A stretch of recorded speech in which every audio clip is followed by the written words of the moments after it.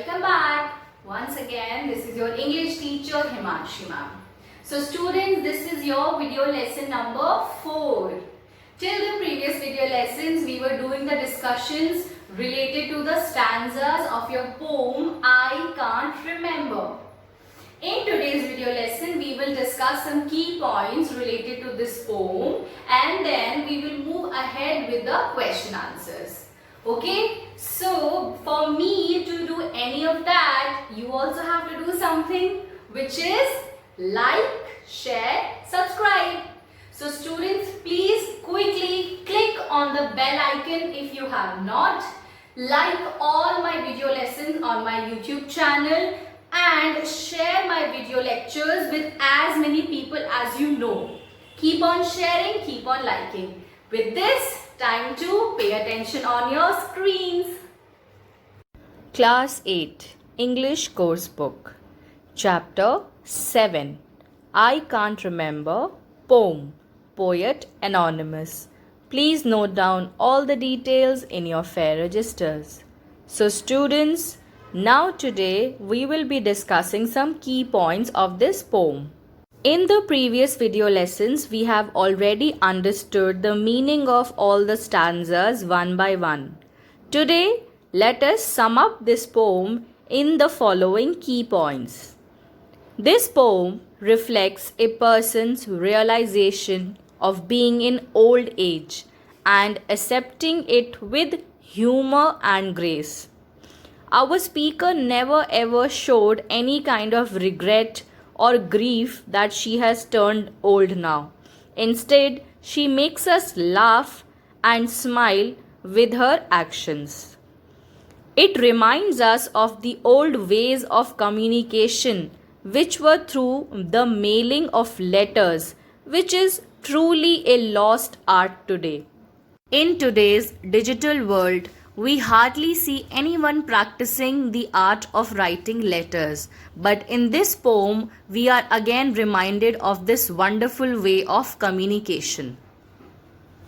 It also warms our hearts by depicting the loving bond shared by a grandparent and grandchild, helping us to think about the love we share with our own grandparents. The speaker also expresses her regrets of not having the ability to do things as she used to do in her young age. Yes, students, when a person becomes old, it does become difficult for them to do certain activities which are easily done when we are young. This poem gives out a message to us that we must understand the difficulties faced by people in their old age, and we should always show care, concern, kindness, love towards them, especially when it comes to our own grandparents or any senior citizen around us. Now everyone, we will move directly towards the question answers which are there in your book, page number 73. After watching and listening to my video lecture, please complete your question answers in your own language neatly in your fair registers. Question number 1. Just a line to say I'm living, that I'm not among the dead, though I'm getting more forgetful and mixed up in my head. A part. What does just a line mean here? Just a line means here that the grandmother or the speaker of the poem was simply stating a fact that she was still alive, although she felt closer and closer to being dead as now she was very old in age. B part. Why do you think the speaker wishes to declare I am not among the dead? Well, because the speaker was of old age, many a times she was not able to communicate with her grandchild regularly. So, through this poem, she wanted to announce that yes, that she is not among the dead, and yet she does not feel lively and young anymore. C part. Mixed up in my head means bored, forgetful, creative, thoughtful. So, which one should be the correct option? It should be forgetful, because throughout the lines she keeps giving examples of her weak memory. Question number 2. There I stand beside the mailbox with a face so very red. Instead of mailing you my letter, I opened it instead. A part. Why do you think the speaker might be standing near a mailbox? In this answer, you can write that the speaker was standing near a mailbox because she had come to mail the letter. But when she reached in front of the mailbox, she became confused and was not able to decide whether she has to open the letter or she has to mail that letter. B part. A face so very red means scared, embarrassed, hurt, angry. And the correct option will be embarrassed. C part. Who do you think you might be and why? In the above lines, you word is referred to the grandchild to whom the grandmother was writing the letter. Okay? Come to question number 3.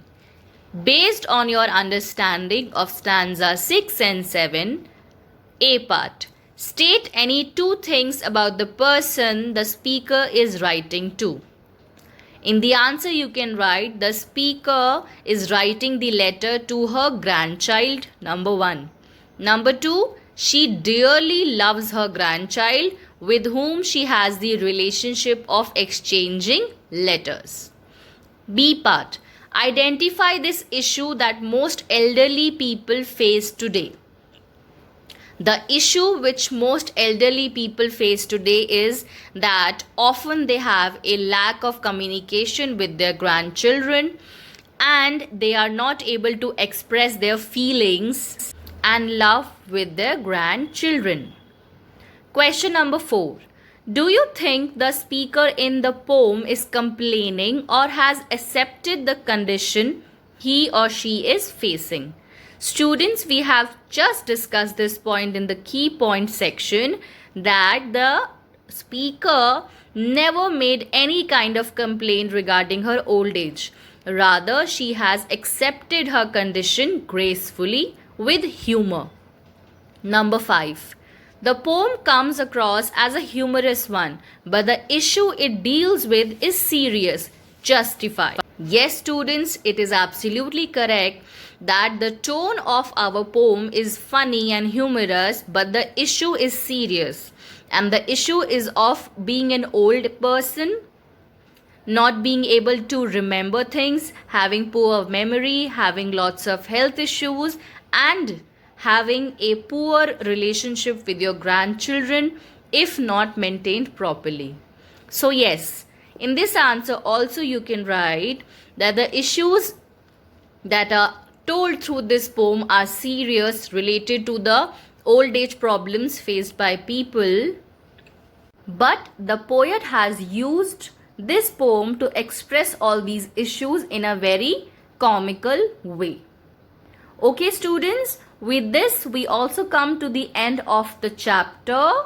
Now in the next video lesson we will be doing a revision and then overall this topic will be completed. Now I will see you all later. Take care. Bye bye.